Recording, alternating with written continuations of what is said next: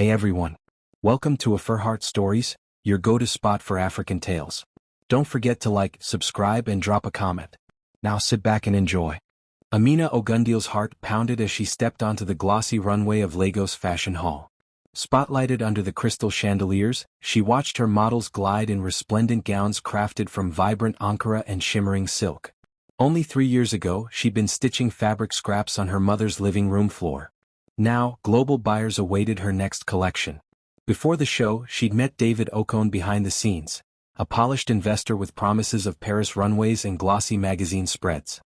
His firm handshake and keen eye for detail had imbued her with trust. When he offered seed capital, her breath caught. This was the break she'd prayed for. That night, celebrations swirled. Champagne bubbled in flutes, laughter echoed across satin tables. David toasted, "To Amina, Africa's rising star." Under his approving gaze, Amina felt invincible. Weeks later, reality intruded. Her inbox flooded with legal notices. Ogundele Designs was under new ownership. Heart-wrenching disbelief seized her as she read, "Your shares have been transferred to Okon Holdings." She retraced her steps, the late-night signing, David's persuasive assurances. She'd signed documents she barely read. Returning to her now-empty studio, she found her sewing machines gone, designs erased from the digital portfolio. In their place, an eviction notice peeled from the wall. She sank to the floor, breath shallow, dreams crumbling like tattered fabric. A familiar silhouette filled the doorway, David, immaculate in a tailored suit. His smile was practiced. "Amina," he said softly, "I'm afraid the company's mine now. I had to protect my investment." Betrayal radiated from his words. Anger and sorrow warred within Amina, but one thought burned brightest: this isn't the end. Amina awoke in her cramped one-room apartment, dawn light filtering through mosquito netting. The eviction notice lay on the floor beside her pillow. She closed her eyes, recalling the runway applause morphing into hollow echoes of loss. Her phone buzzed non-stop, suppliers demanding payment, former staff pleading, messages of sympathy and doubt. Tears blurred her vision, but beneath them, determination sparked. She recalled Dr. Chukwu's voice, "Know every line you sign." She'd been blinded by ambition and trust. No more. She dialed Grace Ibrahim, a corporate lawyer recommended by her mentor. Grace's calm tone steadied her. "We have grounds for an injunction," Grace said. "The signatures are forged. Meet me in 1 hour." Amina dressed quickly, her cotton dress rumpled but clean. Outside, Lagos roared to life, street hawkers, taxis honking, the city's heartbeat thrumming. She hailed a cab, mind racing through legal strategies. At Grace's sleek office, documents sprawled across a glass table. Contracts, transaction ledgers, falsified board minutes. Grace pointed to the forged signatures. "This is our opening salvo. We file now." Amina swallowed fear and nodded. "I'll fight." With court filings submitted, Amina stepped onto the polished courthouse steps. Cameras flashed. She glanced at her reflection in the marble columns, broken but unbowed. Days later, the court granted a temporary freeze on Okon Holdings' assets tied to her shares. Elation and exhaustion mingled in Amina's chest. She returned to her makeshift studio, a friend's garage, where 2 sewing machines and a drafting table awaited. Grace introduced her to Kemi, David's estranged sister, who slid a flash drive across the table. "He's hidden money offshore," Kemi whispered. "This proves his shell companies." Amina's pulse spiked as she examined spreadsheets of transfers to Mauritius and the British Virgin Islands. "This is everything we need." Meanwhile, she invited a documentary crew to film her comeback. Cameras captured her sketching designs, negotiating fabric orders, and rallying Mary and Funmi, 2 seamstresses who believed in her vision. That night, as she reviewed footage, her phone lit up. An email from the Lagos Ledger requesting an exclusive exposé. Her story, betrayal, legal triumph, creative resurgence, would reach millions. David's gala launch of the Okon x Ogundele capsule line filled a restored colonial mansion with Lagos's elite. Amina slipped in unnoticed, dressed plainly, clutching a sealed envelope from her lawyer. David raised his glass at 10 o'clock. "To new beginnings." Fireworks lit the lagoon behind him. As the band struck up, Amina took the stage, microphone in hand. Guests murmured. "This celebration is illegal," she announced, voice echoing. She unveiled the court order freezing Okon Holdings' assets. Shock rippled through the crowd. Security parted, cameras flashed, and David's confident grin faltered. He barked into his phone, Reverse this now. But the court seal glinted on Amina's papers. She smiled quietly. Her first public strike had shattered his show of strength. In the aftermath, #Justice for Amina trended nationwide. Crowdfunding page Rebuild Ogundele launched with a heartfelt video. Amina's voice rocked with determination as she invited supporters to fund her return. Donations soared, $20,000 in 24 hours. Orders poured in for custom Ankara prototypes. Mary and Funmi joined her in a new rented studio, stitching designs infused with resilience. David's PR team unleashed fake news. Amina was embezzling funds. Late at night, she and Grace scrambled to secure her domains and issue a clarifying statement. A live stream followed. Amina calmly debunked the rumors, showing every donor's message and legal affidavit. That evening, a confirmation pinged. Maison du Soleil wired $250,000 to her account. Tears brimmed as she whispered, "We're back." On the small balcony, Lagos's lights shimmered. Amina breathed deeply. The journey was only beginning, and this time she would write every chapter herself. David Okon sat behind the mahogany desk of his penthouse office, fists clenched, staring at the newspaper headlines exposing his shell companies. His empire teetered. He had to retaliate, and he had the means. He reached for his secure line and phoned his private investigator, Mr. Bello. "Find everything on Amina Ogundele," David growled. "Financials, personal history, skeletons in her closet. I want dirt." Bello's smooth voice reassured him. "Consider it done. You'll have a full dossier by tomorrow." Within 48 hours, false rumors began circulating. Amina was under investigation for misusing donor funds. Hackers breached her crowdfunding site, replacing her heartfelt video with an anonymous smear claiming she pocketed contributions. Comments from bots flooded social media. "She's a fraud. Justice for David. Lock her up." Amina, alerted by a barrage of emails and angry tweets, felt a cold knot of dread. She and Grace Ibrahim spent a sleepless night blocking IP addresses and restoring backups. They traced the hack to a cluster of servers known to belong to Okon Holdings. That evening, as Amina walked home through dimly lit streets, her phone rang. An unfamiliar number glowed on the screen. She hesitated, then answered. A distorted voice hissed, "Leave this alone or you and everyone you love will pay the price." Her heart thundered. "Who is this?" she demanded. But the line went dead. Amina stood frozen, the neon signs of roadside vendors flickering overhead. Fear and fury warred inside her chest. She thought of her mother waiting at home, Grace working late at the office, the seamstresses trusting her leadership. The next morning, Amina strode into Grace's office, determination blazing in her eyes. "He's using intimidation. But I won't back down." Grace nodded. "We'll inform the authorities. We have proof linking the hack and threats to his network." Amina inhaled, steadying herself. "Then we strike back." As they prepared legal papers to report the threats, David lounged at his gala dinner, toasting to his apparent victory. Unbeknownst to him, the police had begun tailing his investigators. A notification popped up on Amina's phone. Mr. Bello's contact information traced to Okon Holdings was submitted as evidence in the ongoing injunction. Grace Ibrahim fastened her glasses, reviewing the flash drive Kemi had slipped into her hand just hours earlier. Kemi, David's estranged sister, had risked everything to come forward. Inside were account statements, coded spreadsheets, and emails outlining clandestine transfers. This was the leverage they needed beyond legal maneuvering, proof of blood ties that David had meticulously obscured. Across town, Amina invited a small documentary crew to film her daily operations. She hoped that a candid behind-the-scenes look at her ethical fashion enterprise would sway public opinion decisively.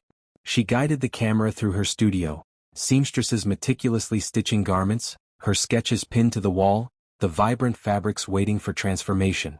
As the cinematographer captured Amina's natural confidence, she glimpsed a news alert. The national press had picked up on the leaked offshore account details. Headlines screamed, "Okon Holdings' sister breaks silence, David Okon's family revolt." She felt a surge of relief. Kemi's brave confession was breaking David's protective barriers. But the night held another surprise. As Amina left the studio, a police cruiser screeched to a stop beside her. Two detectives stepped out, badges flashing. "Ms. Ogundele?" one asked. She nodded, heart thudding. "Yes. You're wanted for questioning regarding threats you reported. But your evidence has prompted an investigation into Okon Holdings. We'd like your statement." Amina exhaled. Justice was moving. Back at her apartment, she FaceTimed Kemi. "Thank you," she whispered as Kemi's tearful face appeared. "You deserve the truth to come out," Kemi said. "I couldn't watch you get destroyed." Amina placed a hand on her heart. "You saved me." The next morning, Amina stood before the assembled documentary crew. The director clicked record. She spoke directly to the lens. "This isn't just my story. It's a testament to women who refuse to be silenced, to communities who stand for justice." Behind her, the camera panned to Grace, holding the flash drive like a beacon. Outside the studio window, David's battered PR team scrambled to control the fallout. Investigative journalist Samuel Ibe leaned over his cluttered desk at the Lagos Ledger. The flash drive from Kemi glowed in his laptop slot as he scrolled through documents. Emails between David and intermediary shell companies, wire transfers, coded meetings. His reporter instincts sharpened. This was a bombshell. He called Amina. "Ms. Ogundele, I have enough to publish a front-page exposé," he said, excitement crackling. Amina's voice trembled with relief and determination. "Let's do it." The next morning, the Lagos Ledger hit newsstands with an explosive headline. "From Lagos to the British Virgin Islands, the true cost of Okon Holdings." Inside, a detailed report tracked David's laundering network across 3 continents. Stock in his affiliated companies plummeted as investors recoiled. That evening, Amina watched the televised newsbreak from a crowded market stand. Vendors clustered around the TV, mouths agape at the revelations. David's smug interviews fell silent as his empire's foundation cracked. Back in his high-rise office, David's phone rang incessantly. Board members demanded emergency meetings. His voice, usually so controlled, cracked as he barked orders into the receiver. Amina allowed herself a small, victorious smile. She turned toward the vendor selling suya, ordered her favorite spicy skewers and bit into justice. As she walked home, she overheard strangers praising her resilience. A teenage girl ran up, handing her a hand-drawn poster. "You inspire me." Amina's throat tightened. That night, David stared at his reflection in the broken glass of his office window. His empire lay in shards at his feet. Armed with renewed credibility and a robust social platform, Amina prepared for her most important meeting yet, pitching her ethical fashion line to the board of Maison du Soleil. She stood at the head of a sleek conference room table, heart pounding against her ribcage. Around her sat dour-faced investors, their arms crossed. "Ms. Ogundele," said Madame Leclerc, the chief curator, "your story is compelling. But can you deliver profit?" Amina nodded and clicked her presentation remote. Slides detailed transparent sourcing from Nigerian artisans, sustainable dye processes, and projected margins exceeding industry averages. She highlighted pre-orders from devoted followers and the $200,000 commitment already received. Some panelists murmured. Others tapped their pens skeptically. Madame Leclerc leaned forward. "This is admirable ethics, but ethics don't fill coffers." Amina held her breath. Then her phone buzzed discreetly. A text from Maison du Soleil CFO, "We're in. Sending confirmation now." It arrived. A digital signature and a $300,000 wire transfer notification. Amina exhaled and continued seamlessly. "As you can see, our model combines social impact with solid returns." At the conclusion, she glanced at the screen. Investors sat stunned. One by one, hands shot up. "Count me in," whispered a senior partner. Madame Leclerc excused herself briefly, returning with a formal agreement. "Welcome aboard." Amina closed the deal. The room erupted in polite applause. Exiting the building, she allowed herself a private grin. But a shadow fell across the sidewalk. A black SUV idled at the curb. Through tinted glass, she glimpsed David's face, raw fury etched in his expression. Amina arrived at the studio before sunrise, humming with anticipation about Maison du Soleil's partnership. She unlocked the door and froze. Prototypes lay scattered, mannequins slashed, sewing machines overturned. Her breath caught. Mary and Funmi arrived seconds later, aghast. "Someone broke in," Mary whispered. Amina's heart pounded. She called Kemi, who alerted the police. Detectives dusted for fingerprints, finding a trace linking the crime scene to Okon Holdings' security vendor. As they departed, Grace appeared, grim-faced. "He's escalating." Amina surveyed the wreckage, yards of ruined fabric, machines dented beyond repair. She closed her eyes and felt the weight of every blow David had dealt her. Betrayal, legal battles, public smears, threats. None had broken her. She turned to Mary and Funmi. "We rebuilt. Stronger." Word spread quickly. #RebuildWithAmina trended. Donations poured in, volunteers offered workspace. By evening, a temporary studio hummed to life. That night, Amina stood amid the controlled chaos, determination blazing. She found a discarded mannequin arm and held it like a trophy. A week after the studio attack, Amina walked into the courtroom wearing a tailored navy suit, her hair neatly pulled back, every inch the composed entrepreneur. Grace Ibrahim sat beside her, files stacked and ready. Across the aisle, David Okon lounged behind his legal team, confidence flickering in his eyes as he sensed his last defenses slipping away. The judge, a stern woman with silver hair and piercing eyes, banged her gavel. "Proceed, Ms. Ibrahim." Grace rose, voice steady. "Your Honor, we present Exhibit A, the forensic analysis linking Okon Holdings servers to the hacking of Ms. Ogundele's crowdfunding page. Exhibit B, the authenticated emails from Kemi Okon detailing illicit transfers. Exhibit C, witness testimony from bank officials verifying shell company transactions." Gasps echoed in the gallery as Grace laid out spreadsheets, bank statements and video depositions. David's lawyer attempted to object, calling the evidence hearsay. But Grace anticipated every move, producing signed affidavits and digital records stamped by financial regulators. The courtroom buzzed as Grace called Dr. Obi, the forensic accountant, to the stand. He methodically explained how funds had been siphoned from Ogundele Designs into offshore accounts. His expert testimony left David's counsel scrambling. When it was David's turn, his defense attorney presented character references and reiterated his client's remorse. David took the stand, voice low. "I regret the harm caused but acted under pressure from global competitors.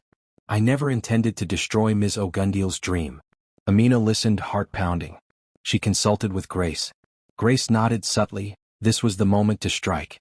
"Your Honor, Ms. Ogundele seeks not only the restoration of her majority shares but punitive damages for the harm inflicted," Grace declared. "We request the court to award statutory penalties and transfer full ownership back to Ms. Ogundele." The judge scanned her notes. "This court acknowledges the severity of the breaches and the public interest at stake.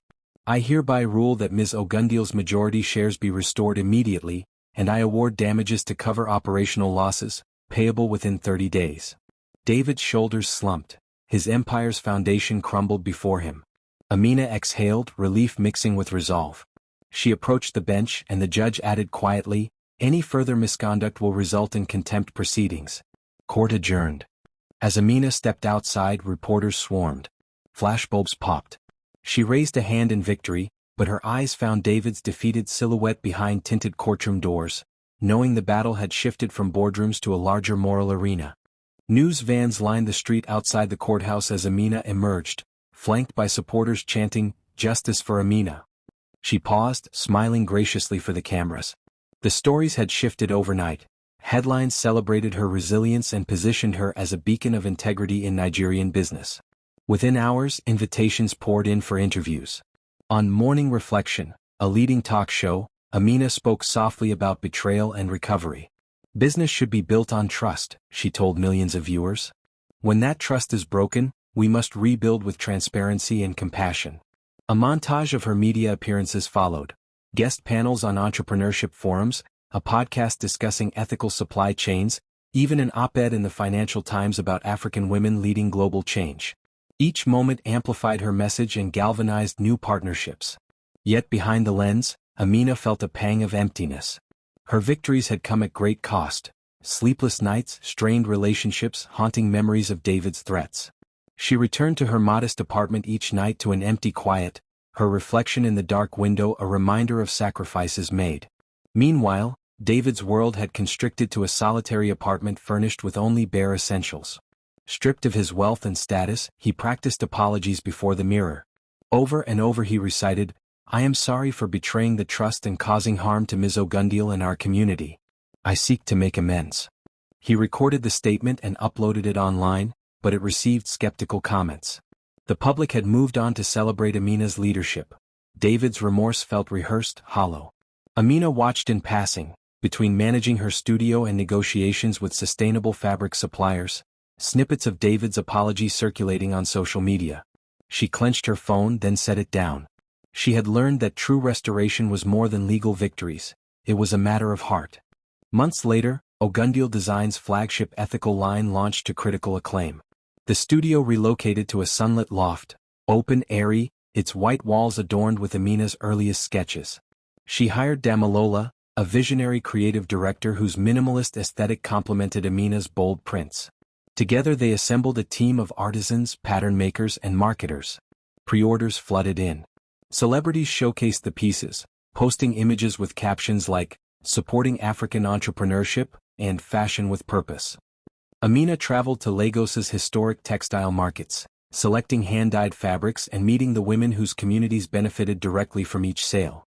Yet amid the triumph, a new crisis emerged. Grace Ibrahim discovered irregularities in the crowdfunding fund's final audit, $50,000 unaccounted for. One of Amina's earliest backers, a man named Mr. Adissa, had diverted funds under false pretenses. Amina confronted Adissa in the studio's glass-walled conference room. He sat stiffly, avoiding her gaze. "I invested because I believed in you," she began. "But my backers trusted me. You breached that trust." Adissa's defense crumbled under the evidence. Bank statements, forged invoices, and witness testimony from the crowdfunding platform. Grace summarized, "We'll pursue legal action for restitution and public notice of your misconduct." The news stung Amina's spirit. She had learned to expect betrayal from David, but from someone who once believed in her?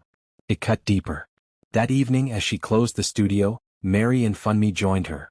"Don't let this break you," Mary said softly. "You've overcome so much." Funmi nodded. "Your vision gave us hope. We stand with you." Amina closed her eyes and inhaled the scent of new garments. "We rebuild again, stronger and more transparent." A live televised debate on corporate ethics was billed as a coup for the network. Amina Ogundele versus David Okon head-to-head. The studio lights were blinding. Amina wore a midnight blue dress, sleek, powerful, while David appeared in a crisply ironed gray suit, posture rigid. The moderator opened, "Tonight we discuss trust, leadership, and redemption. Ms. Ogundele, you first." Amina spoke of lessons learned. "Success means little without integrity. My journey shows how betrayal can spark renewal when met with accountability and vision." David's turn. "I made mistakes. Under pressure I acted rashly.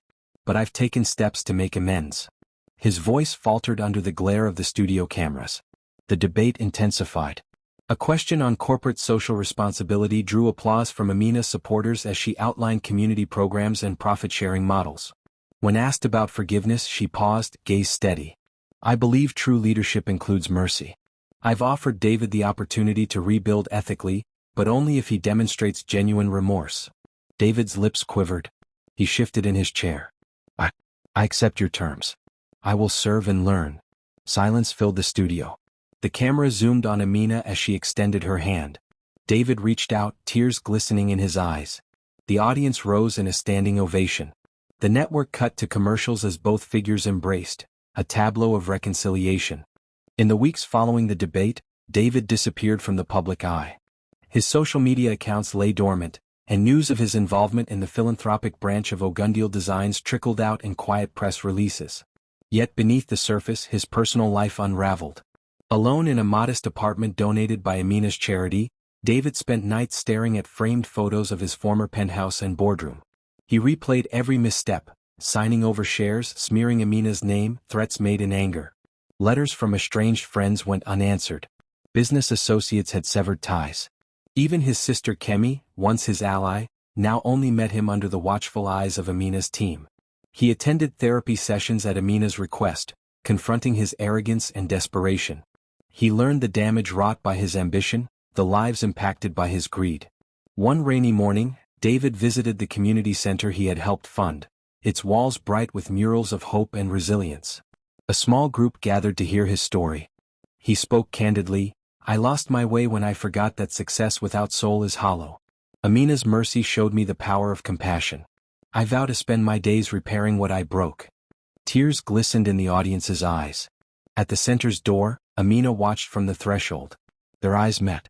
She offered a gentle nod. David inhaled sharply, hope and remorse mingling in his chest. The grand hall of David's former mansion lay cavernous and silent as Amina stepped through the threshold. Dust motes drifted in the shafts of dawn light filtering through cracked windows. The marble floors, once polished, were coated in a thin film of neglect. She ran her fingertips across a faded portrait of her and David from happier days, wedding smiles captured in oil and canvas. Here, her anger might have burned, demanding retribution. But something in the hush urged a different response. She moved deeper into the hall, recalling the debate's final moments, when she extended her hand and offered forgiveness. That choice had reverberated louder than any legal victory. Justice alone was hollow. Compassion completed the circle. A letter lay on the grand mahogany table at the center of the room. It bore David's hastily scrawled script, an apology, a confession, a plea for guidance. Amina unfolded the paper with care. "Dear Amina," it began, "I have nothing left but remorse. I regret every betrayal, every smear, every moment I put my ambition above our partnership. You have given me the only thing I did not deserve: mercy. I ask for your wisdom as I rebuild my life." Her breath caught. She traced the words, feeling the weight of his sincerity. Below the letter was a map of the mansion's grounds, annotated with proposals: community workshops in the ballroom, a scholarship fund in the library, a vocational center in the carriage house. David had envisioned repurposing his legacy for service. Amina walked to a tall window and gazed at the overgrown gardens. The roses he had once planted with such pride were tangled in ivy. Even here nature pressed on. She imagined children learning to sew in the ballroom, young artisans studying pattern making in the library, dreams reborn from ruin. A gentle breeze stirred the curtains. In that moment she understood that mercy was not weakness, it was the ultimate strength. She tucked the letter into her bag and stepped back into the sunlight outside. Workers were already clearing debris along the drive, painting fences and hauling equipment. Amina caught the foreman's eye and nodded, a simple gesture that spoke volumes. Her phone buzzed, a text from Grace: "I trust your choice." With a final glance at the mansion, Amina walked away, her stride confident. She carried not just a letter, but a blueprint for transformation, her own and David's. Nearly 3 months had passed since Amina's visit to the foreclosed mansion. Ogundele Designs had become more than a brand, it was now a movement. The studio loft buzzed with new energy: interns from local universities, artisans from Kano, volunteers from every corner of Lagos. Models for the upcoming ethical line ran through fittings, their laughter mingling with the hum of sewing machines. Amina stood before a floor-to-ceiling window overlooking the city. The morning sun illuminated rows of mannequins draped in vibrant fabrics, each design a testament to resilience. She sipped her coffee and checked her email, an invitation from the United Nations Development Program to speak at their global summit on sustainable entrepreneurship. Her assistant, Chika, entered breathing excitement. "Amina, your keynote has been confirmed. They want you to address leaders, activists, and investors in Geneva." Amina closed her eyes. It had been a whirlwind: legal battles, viral documentaries, studio launches. The summit represented a chance to amplify her vision on a global stage. "That's incredible," she said. "But what of the mansion? And David's workshops?" Chika smiled. "Kemi and David have transformed the carriage house into a microloan office. They just opened their first funding cycle." She felt a surge of pride. David, once her adversary, was now a partner in service. The next day she flew to Geneva. The crisp Swiss air was a contrast to Lagos's warmth. Delegates from around the world gathered in the grand conference hall. Amina took the stage, heart steady. She spoke of her journey, from shattered trust to reclaimed legacy, interweaving statistics on sustainable fashion, social impact metrics, and personal anecdotes. Her words resonated. A standing ovation followed. Investors approached her booth afterward, eager to explore partnerships. NGOs invited her to mentor emerging leaders. Reporters clamored for interviews. Returning to Lagos days later, she found a flurry of activity at the studio. The first batch of community center scholarships had launched. In the garden courtyard, children sketched designs on easels, their faces alight with possibility. Amina watched, heart full. Every stitch, every speech, every choice of mercy had led here. New beginnings, born of justice and compassion, stretched endlessly before her. Amina's studio had been transformed for the first Redemption Summit on ethical entrepreneurship. Banners bearing Ogundele Designs' emblem fluttered in the breeze as participants arrived. Social innovators, corporate leaders, grassroots activists, and surprising among them, David Okon. He arrived incognito, dressed in simple linen, humility etched on his features. The morning session began with Amina welcoming attendees. "Today we gather to share lessons of integrity, resilience, and compassion," she said. She introduced David as a guest speaker to a ripple of surprised applause. His presentation unfolded with quiet power. He spoke of his fall from grace, the emptiness of unchecked ambition, and the life-changing impact of Amina's mercy. He unveiled the Carriage House microloan office's first quarter results and shared stories of entrepreneurs empowered to rebuild their communities. Questions came. A skeptical investor asked, "How can we trust a leader who once betrayed?"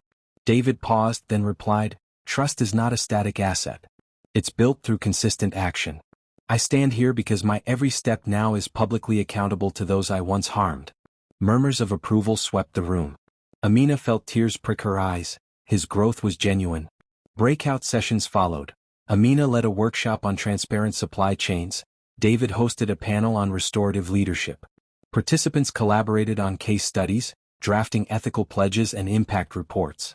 In the afternoon, Chica announced a surprise. Maison du Soleil committed an additional $1 million fund for sustainable African designers. The room erupted in cheers. As dusk fell, attendees gathered in the courtyard. Lanterns glowed amidst the jasmine trees as Amina and David addressed the group. "We began as adversaries," Amina said, "but now we stand united in purpose." David handed her a folded piece of paper, the final charter for the Ogundele Mercy Fund, ensuring lifelong oversight of ethical practices. "For you," he said, voice thick. Amina unfolded it and smiled. Together. The grand auditorium at the Mercy Summit brimmed with anticipation. Amina had arranged an open stage for participants to share breakthrough moments. When her name announced alongside David's, the audience hushed. David stepped forward, voice steady. "I stood before you as a cautionary tale, an entrepreneur whose ambition eclipsed his ethics. Today, I confess that my greatest failure was not the legal battles or the lost companies. It was the trust one shattered in Amina and in everyone who believed in me." He paused, scanning the crowd. He gestured to Amina. "She offered me mercy when I had nothing left. That mercy became my turning point." A single spotlight illuminated surprise and reflection on the attendees' faces. Amina raised her hand, signaling him to continue. David's confession grew more personal. He spoke of nights spent in fear, therapy sessions confronting his ego, and visits to rural workshops where women sewed for fair wages, work he had once dismissed as charitable fluff. The climax came when he invited other participants to the stage. Over a dozen stood, former competitors, community leaders, even a reformed hacker who had tried to disrupt Amina's site, each sharing moments they had betrayed, values, and how they found restoration. The auditorium pulsed with raw emotion. Tears flowed, applause thundered, resolve solidified. Amina looked at David, pride shining in her eyes. His confession had created a ripple, a wave of honesty that transcended business and reached into hearts. As the session closed, Amina took the mic. "True change begins when we own our mistakes. Confession is not defeat, it is the first step toward a legacy stronger than any empire built on fear." 1 year after her initial eviction notice, Amina stood at the ribbon-cutting ceremony for the Ogundele Community Center. The new building, erected on the grounds of David's foreclosed mansion, housed a library, sewing studios, and classrooms. Children in bright uniforms lined the walkway, clutching bouquets of flowers. Dignitaries from government, media, and international NGOs joined the crowd.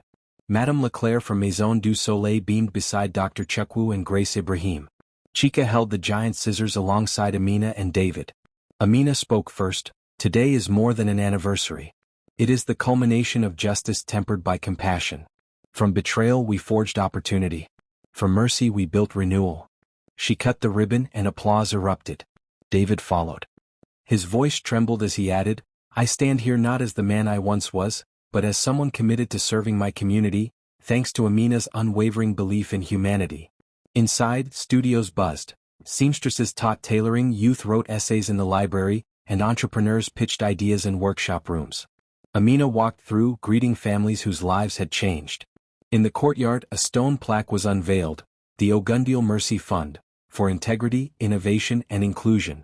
Amina and David placed their hands on the plaque together, sealing a partnership reborn. At sunset, the community gathered for a celebration. Music, dance, and the unveiling of a mural depicting Amina and David's journey, from rise and fall, through legal battles to redemption and restoration. Amina watched the dancers, tears glinting in her eyes. She felt the weight of every difficult choice. The fight for justice, the decision to show mercy, the courage to rebuild. As the final notes of the music drifted into the Lagos evening, Amina turned to David. He smiled, genuine and warm. "Thank you," he whispered. She nodded. We did it together. The screen of life faded to black, leaving viewers with one final message. When justice and compassion walk hand in hand, legacies shine forever. Liked it? Thumbs up, subscribe, and join the AfriHeart fam. Your support fuels our stories. Until next time.